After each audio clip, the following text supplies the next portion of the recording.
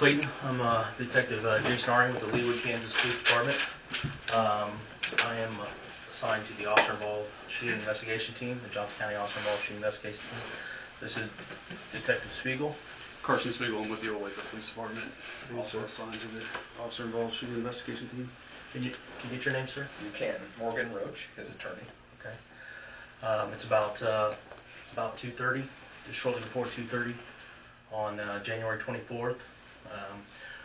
We're going to ask you several questions. We're going to go through some stuff. Before we get started, you need to make sure you're aware that you're here freely, you're here voluntarily. At any time, you need to consult with your attorney. Feel free to do so. Okay.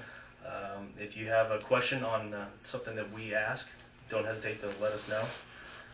Verify the question with us. If there's anything we say that is maybe inaccurate or something that you don't recall, make sure you let us know that as well. We'll have some open-ended stuff here. It'll let you provide a statement. Before we do that, though, we'll get into some of the basic overall questions. Okay. So if we can get started, can I get your full name? My full name is Clayton Charles Jenison. Okay. Can I get date of birth? My date of birth is Okay. Are you currently employed? I'm a Overland Park police officer. Overland Park police officer. Assigned to patrol division. Okay. Working patrol. How long have you worked for Overland Park? Just roughly over 2 years. Roughly over 2 years. Do you know when you got hired? It was December 7th, 2015. Okay. December of 2015. Did you have any prior law enforcement experience? No, I had prior military experience. Okay. And did you attend a police academy? I did, yes. Okay. Do you know when did you attend it? That was from I attended the Johnson County Police Academy, Regional Police Academy, from January of 16 to April of 16. Okay. And after the police academy, did you go your current duties? You said were patrol. Yeah. After the police academy, I went through the FTO, or the field training program, from about May to August, and then was released on my own. All right. So you're currently assigned patrol, and in law enforcement, we're pretty much understand that there's a lot of different shifts, and each department does things separately. Can you explain what shift you're on and how Overland Park handles your days? I was on the evening shift, the south evening shift, from 2:30 to 10:30. And we were assigned to districts, and I was assigned to District 234. Okay. And you said south side of Overland Park. Yes. What your district? What kind of word is that? So the district, Overland Park districts are divided into 4 areas, using 435 dividing from north to south, and then roughly US 69 from east to west. But my area 3 is from 435 down to our southern border. It borders with Olathe, and it goes to Antioch. Okay. And what is your, being on evening shift is starting at 2:30? What is your typical routine of a day? I typically come in roughly. I try to leave my house an hour before my roll call, just to give me enough time to go in, get changed, polish my boots if I need them, change duty uniforms if I need to, catch up on if I have any courts that are coming up, get those arranged, and then I have roll call at 2:30. From 2:30 onward, I go to my district, and I handle the calls in my district and run, look for traffic infractions. Okay. Typical patrol patrol-related duties? Yeah. Okay. So going back to Friday, which would have been, I believe, January 19th. What time did you get off Friday evening? It was my day off. So Friday. I didn't ask. What is your days off? My days off are Thursday, Friday, and I work from Saturday until Wednesday evening. Okay. So on Friday, about time did you go to sleep Friday and maybe into Saturday? I think it was probably around 10:30.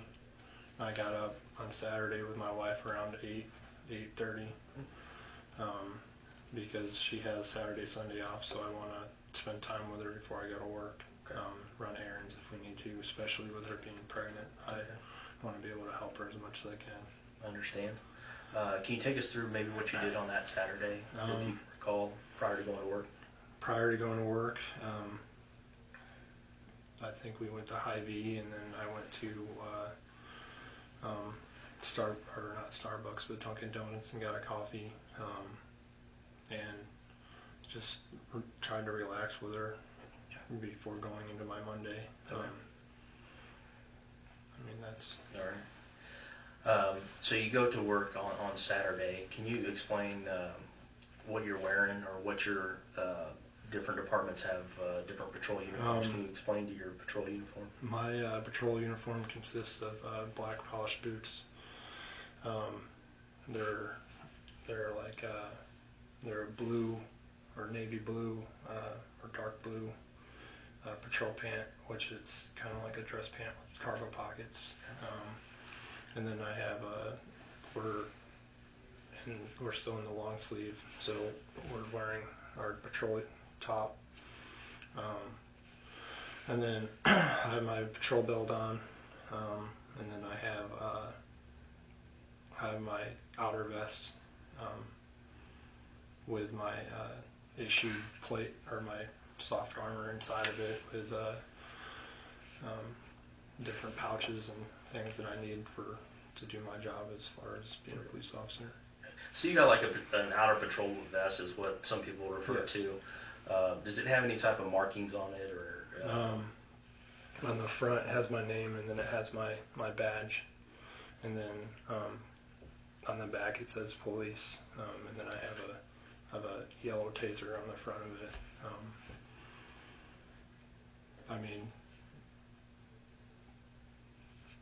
From boot to my hair, Okay. if you could see me. Right. And on your sleeves, do some agencies have patches on the sleeve? I can't remember what side it's on, but I think my patrol patch is on this side. We don't have another one on this side. This says Oakland Park Police Department.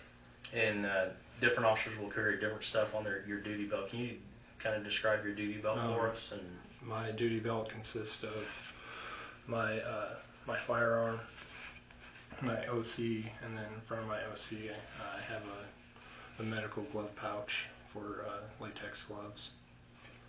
The police radio, is it on your? My police radio and everything is on my vest. Okay. I have for my time in the military, I have back pain, so I try to carry everything on my vest versus on my belt, so it's not tweaking anything. Okay.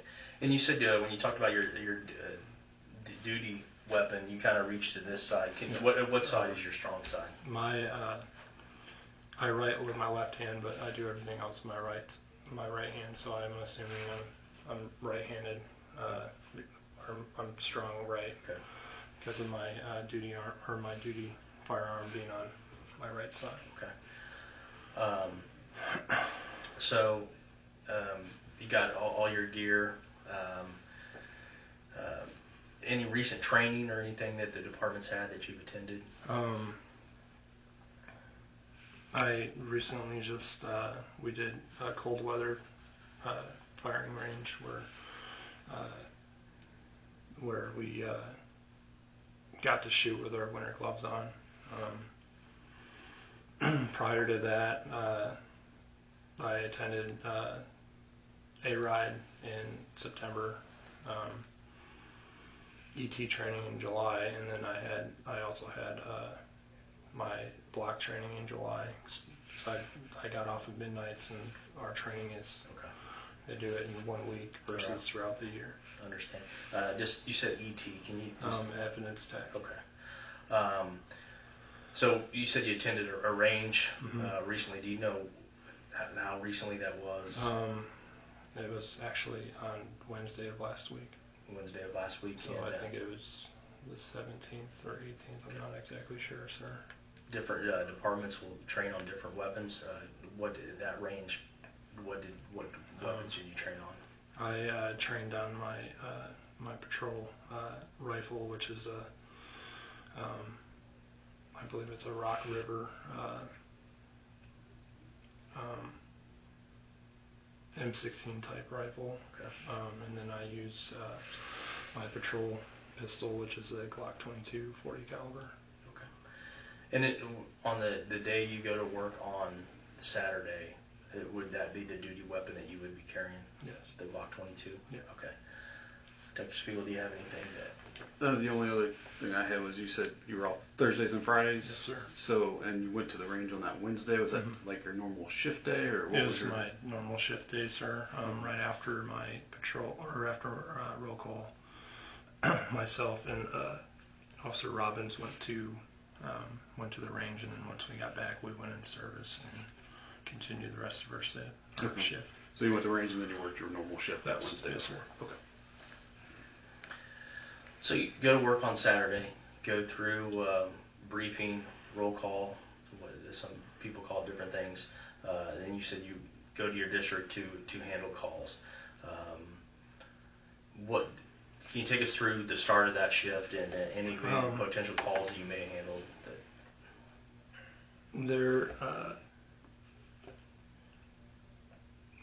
I know this part sticks out for me because the car I was driving, it was extremely dirty. So I drive up to our only only public work car wash to get it cleaned. And when I got up there, a fire call came out and I was at, I think it was 91st in Quivira area where our car wash is. Car wash isn't working. I go back down south to where the gas leak is, and that's at 179th in Quivira area. Officer Videtti jumps that because he's closer. I go down and make sure everything's all right.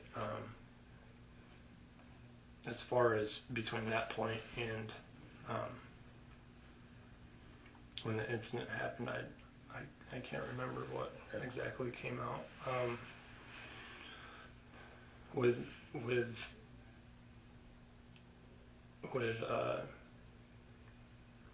that area, it's new development and apartment complexes and stuff that are getting built, and I mean I can't remember what I did between then. Okay. I think I might have stopped a car or so, but I can't remember, sir. Okay. On Saturday evening, in the early evening hours, I think you were dispatched to a call on 149th Terrace. Yes, sir. I'm just going to let you talk, let you take us through what happened on that call. Kind of start with when the call came out, if you could. Okay. What information you were provided and your response from that point. Okay. I was in the area of 143rd and Grant,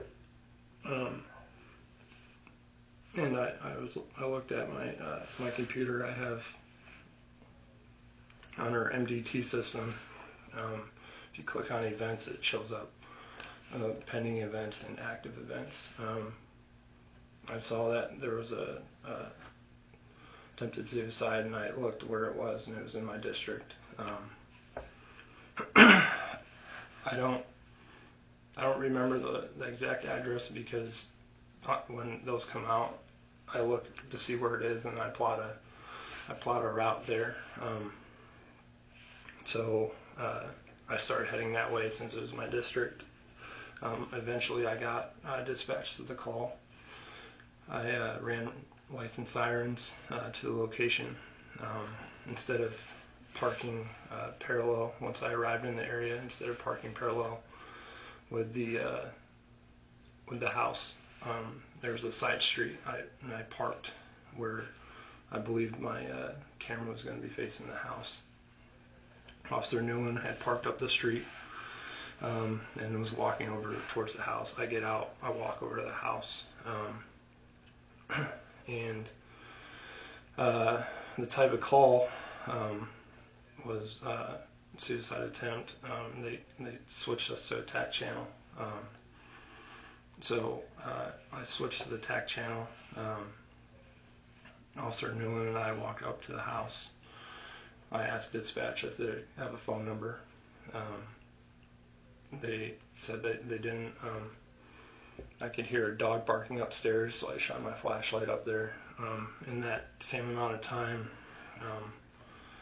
dispatch told us that the subject's mom was showing up in a white Jeep. A white SUV showed up. Female gets out. Officer Newland was going back to get a patrol phone.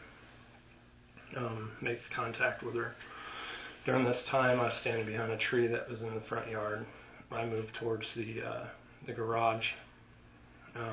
As I'm moving towards the garage, the door opens. To contain the area, and not knowing what was in there and what his relationship was with his mom, and knowing that Officer Newland was on the road, I unholstered my service weapon. I approached the garage door. The vehicle started backing out. I told him to stop. He didn't listen to my commands. I shot. The vehicle accelerated rapidly past me.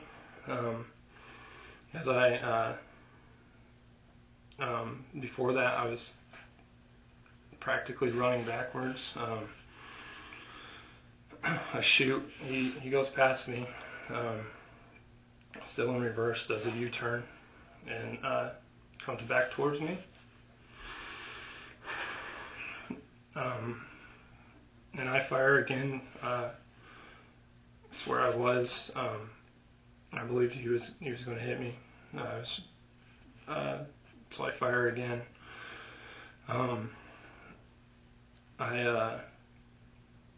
As he's continuing backing up, I'm running backwards. He does stop, and then goes forward and comes to arrest in the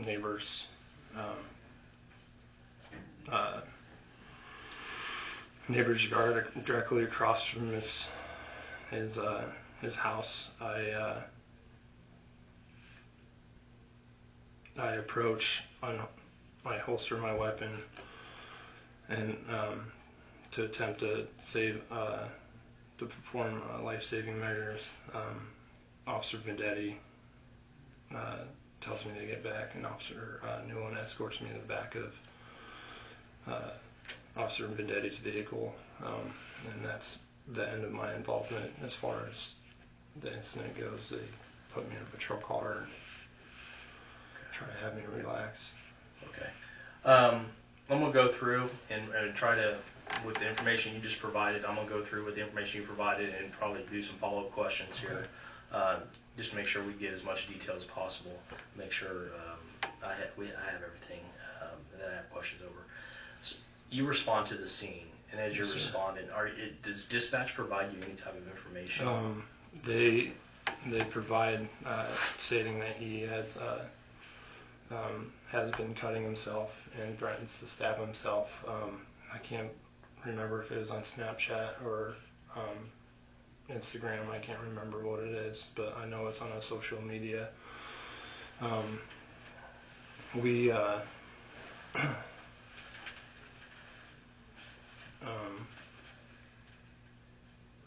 And I believe that's all the information they gave us.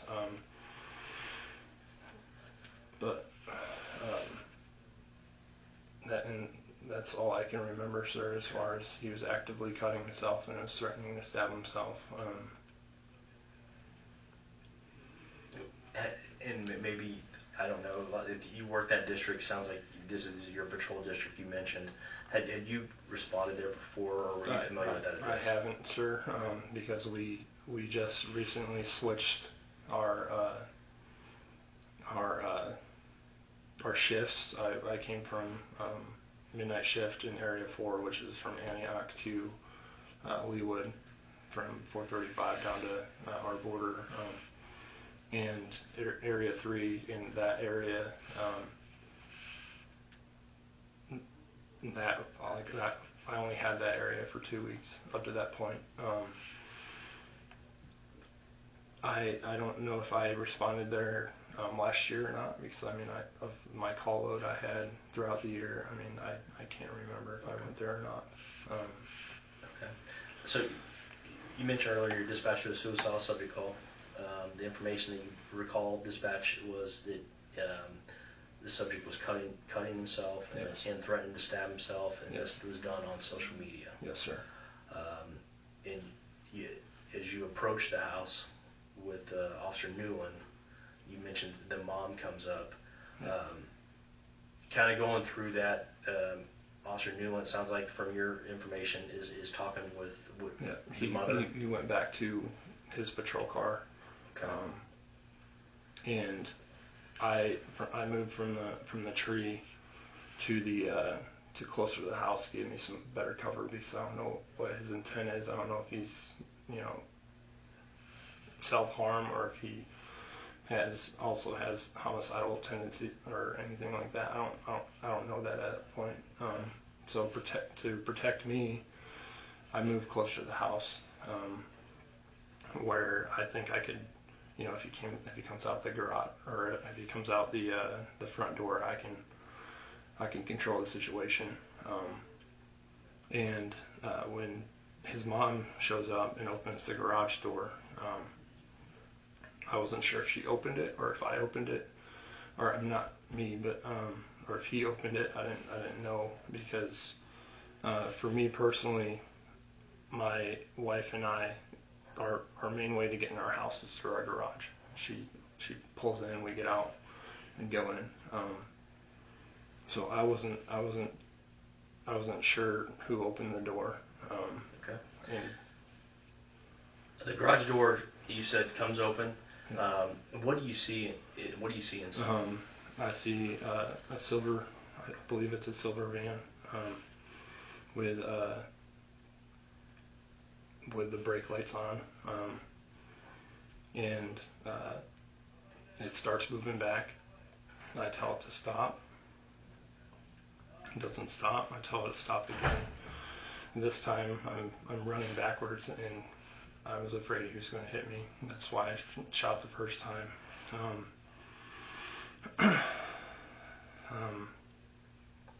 So is that? And I don't want to interrupt you there. I'm sorry. So as the garage door's coming up, you see the brake lights. Do you see anybody in the vehicle? I didn't see anybody in the vehicle, sir, until the reverse lights came on and I knew someone was in there. I didn't know. All I knew is that he was home by himself, and no one else was there with him. And to try to contain that situation and not let him leave so we could help him, that's why I got in the back of the car, behind the car, to try to stop him. When I knew that he wasn't stopping, that's when I fired, sir. And the car starts backing up to you. Yes. You said a couple times here, you said you told the vehicle to stop. As that car's backing up to you, is there any way that you have like a potential distance, or I can't tell you the distance, sir. It felt like it was from me to you away. I mean, I felt that it was pretty close to me, and it wasn't stopping. And is the vehicle going slow?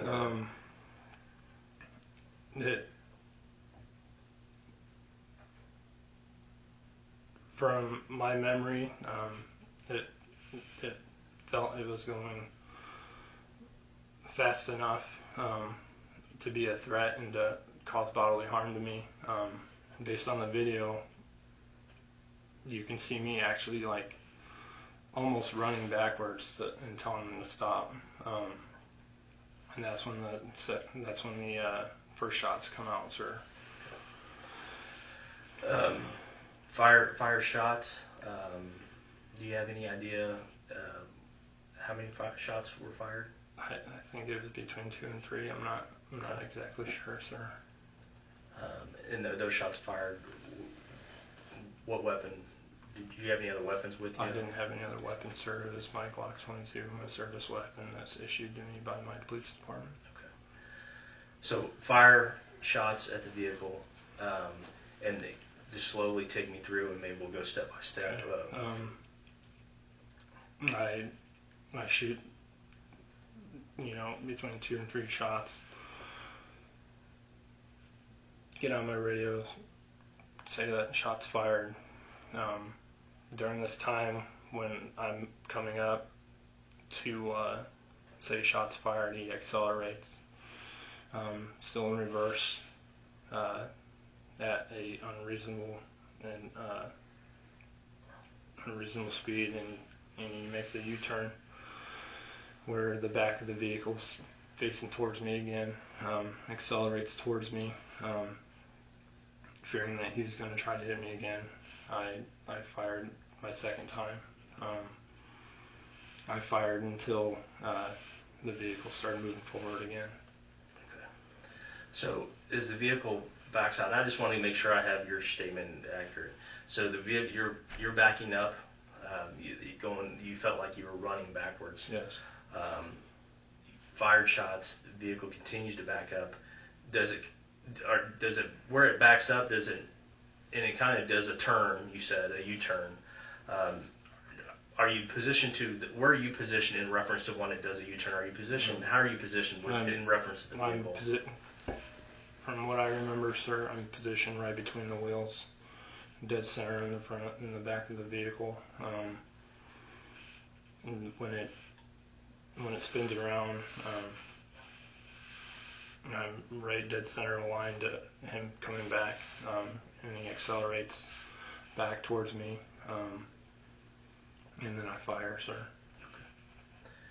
So fire, which kind of be maybe the second round of fire. Yes, sir. Do you have any idea how many rounds you fire? I think it was between 5 and 7. I'm not exactly sure. Okay. In anything you can see at this time, are you able to see the driver at any point? I didn't see him at all until I went up to try to do life-saving measures, and I was told to leave. As the vehicle, you said the vehicle backs up to you and you fire, and what caused you to stop firing? The vehicle started moving forward, and I felt at that point it wasn't a threat anymore as far as him going in reverse. It was going away from me. That's when I stopped firing, sir. Okay. At this point, do you recall, was there any other officers on the scene with you? I know you mentioned Officer Newland. Officer Newland, Sergeant Goddard, and Officer Vendetti. Okay. Are you able to recall when you observed them, or Officer Newland was there first? You guys approached the house, according to what you said earlier. At what time does these other officers arrive? The only person that I knew showed up was Sergeant Goddard. When he pulled in front of me, I didn't see Officer Vendetti until he ran over the vehicle. Between the shots fired and when the vehicle starts moving forward, I don't know when they showed up. I just know they were there. Just to clarify one thing, when he's initially pulling out of backing out of the driveway, you said you fired your initial series of shots there. Yes. And then you stopped to get on the radio. I stopped to try to get out of the way and get on the radio. Okay. Why is it you stopped firing at that point in time? I am not exactly sure, sir. Because after watching the video, that I think it might be because of the brake lights coming on, but I'm not 100% sure, sir. There's something you touched on right there.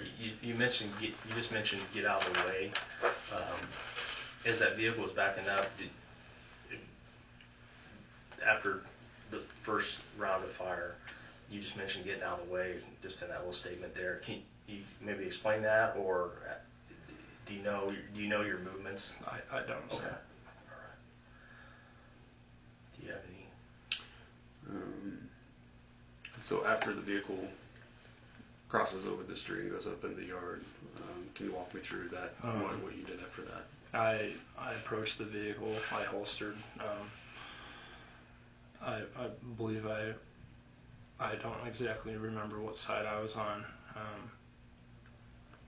but I approached to assist the other officers in doing whatever I could to help him, because that's what we were there for the first. Like, we were there to assist him and making sure that that this didn't happen. I mean, my intentions were not to shoot him. My intentions that day were there to make sure that he was all right, and we got him the help he needed.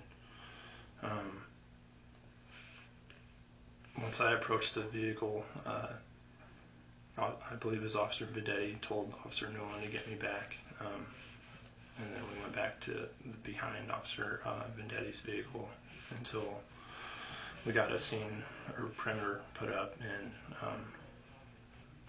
I was moved to a different vehicle. Anything you remember with you and Officer Newland after? I remember breaking down and saying that I thought he was going to hit me. I was extremely emotional, crying. At one point, I think I dry heaved. Didn't fully throw up, but it was definitely shaken up.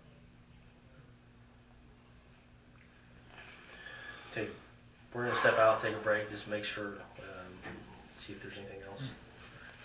Do you guys want to hang out here, or would you rather step out? We can step out for a minute. Get some air. Can I leave my jacket? Yeah, absolutely. Do you want to take your drink with you?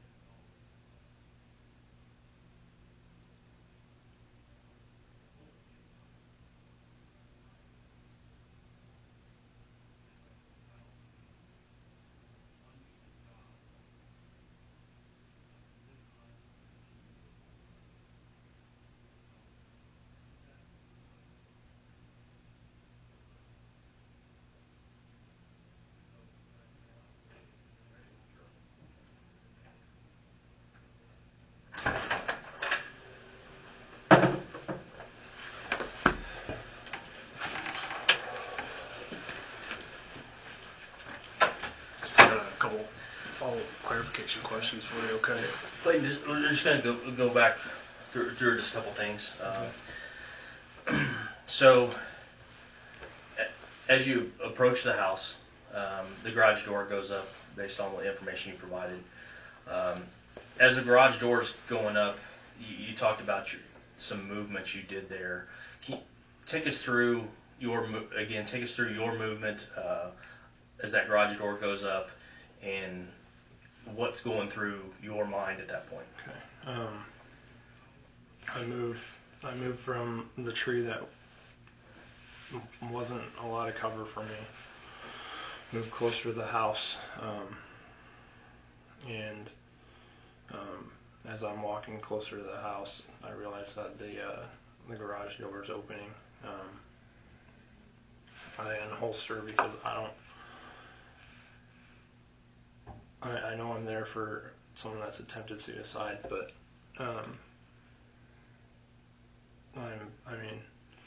I don't know what's in that garage. I don't know what's waiting for me. So I unholster. The garage door comes up. I can see that the vehicle's on and the reverse lights are on. At this point, my main thing is to keep him here so we can get him the help that he needs. Starts reversing. Tell him to stop. Doesn't stop.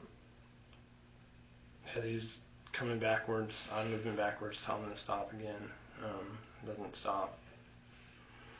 I shoot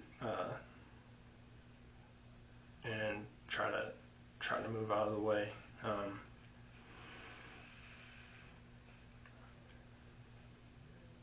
And that's when I get on the radio saying shots fired. As that vehicle starts to move backwards, and you're telling you said you told him to stop, what are you thinking? I'm thinking he's going to hit me.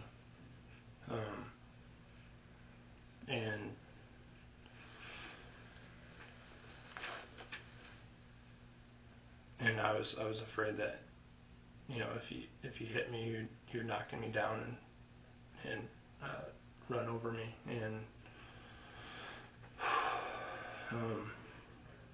I didn't want that to happen. So I didn't know what his intent was. Sorry,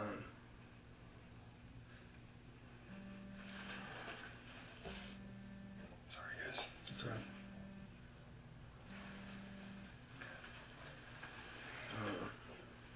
Go ahead. Clayton, if you have something, go ahead. If you want to say something. Okay. Outside of your attorney, your wife, people outside your peer support network, have you discussed this incident with anybody else? No. Okay. Is there anything a question we didn't ask, or is there anything else that you think is pertinent to this investigation, or your statement, anything that you feel that we need to be brought up? I don't think so, sir. I think I've said what I can recall, the best of my knowledge and what I can recall, sir. Okay. Is there anything that No, I think we covered it. Okay. All right. Thank you guys. Appreciate you coming in. All right. Thank you for coming in, Clayton. Thank you guys.